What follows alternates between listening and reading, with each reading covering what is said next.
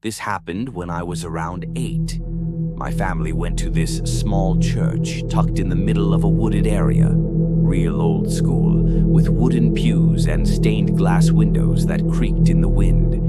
It was the kind of place where every family knew each other, and you were expected to wear your best clothes every Sunday. Easter was the biggest day of the year, bigger than Christmas even. That Easter Sunday, everything felt different.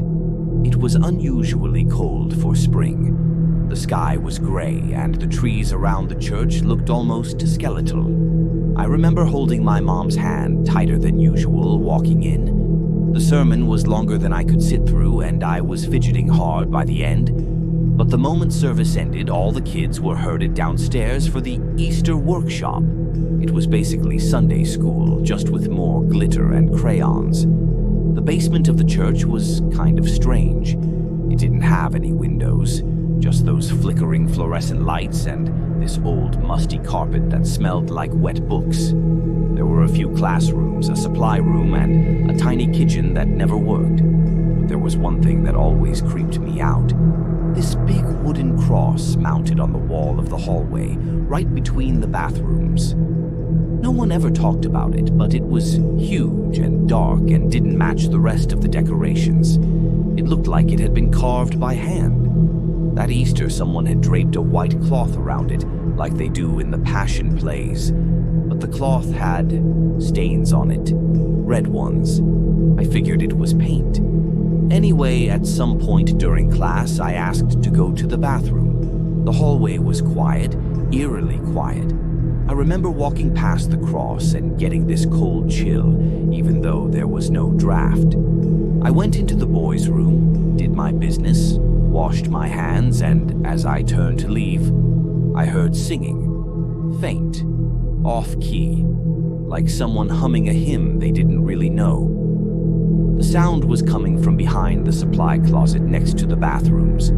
That door was always locked, but this time, it was open just a crack.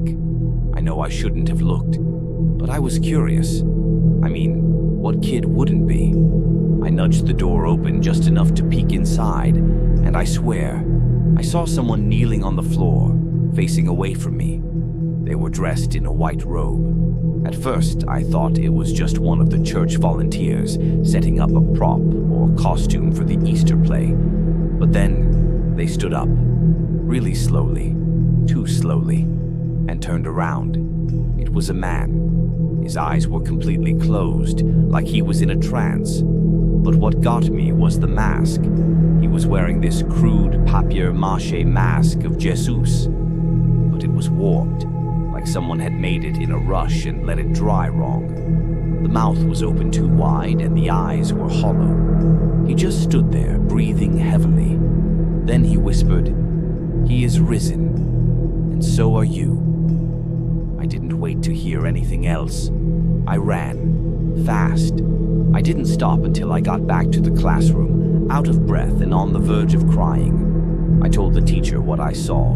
She gave me this weird look and told me the supply closet had been locked for years. Later, one of the adults went to check. The closet was empty, door locked tight, no robe, no mask, nothing. But I know what I saw, and every Easter since I think about that man behind the cross and the way he moved like he didn't belong in this world.